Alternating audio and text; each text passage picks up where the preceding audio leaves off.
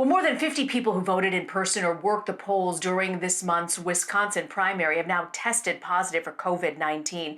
It remains unclear how many of those people contracted the virus at the polls. It's still possible that none of them did. But the news underscores the uncertainty of sending people to vote during a pandemic. As schools and non-essential businesses remain closed across much of the country, access to vote by mail ballots is becoming a mainstream issue. CBS News political reporter Grace Segers has been covering the issue, and she joins me now from Alexandria, Virginia. Grace, where does vote by mail already exist, and how exactly does this work? So several states already have vote by mail implemented in Colorado, Washington, Oregon, Hawaii, and Utah. All of these states already almost vote entirely by vote by mail. And we're seeing, because of the coronavirus pandemic, that several other states are switching to either entirely voting by mail, like we saw in Ohio in the primary this week, or as we're seeing in Montana and in Kansas, or they're giving their voters the option to vote by mail, like we're seeing in Georgia and Maryland. And basically how it works is that a voter can request an absentee ballot. Once that application is approved, then they get their ballot in the mail, they fill in the ballot, and then they mail it right back, or they can drop it off in person to the county board of elections usually. So there's a lot of moving steps in this process.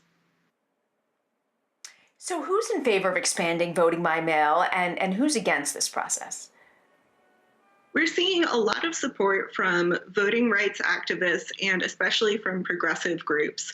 I reported this morning that the progressive group Stand Up America just launched a six-figure campaign to encourage Congress to pass election assistance and encourage vote by mail. So a lot of times we see people who are generally on the progressive or left side of the spectrum who support it, just supporting greater turnout overall.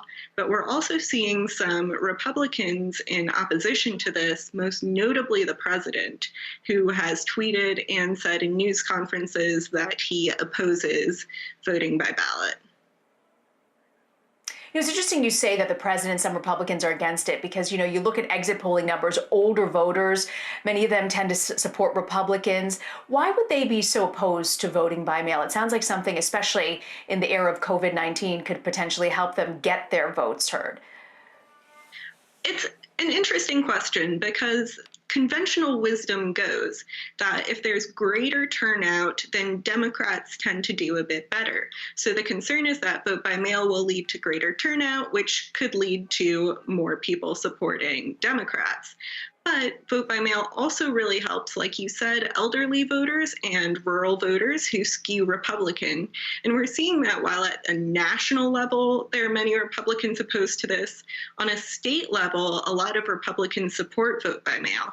So Utah, which has vote by mail entirely, is a very conservative state. Oregon and Washington both have Republican secretaries of state.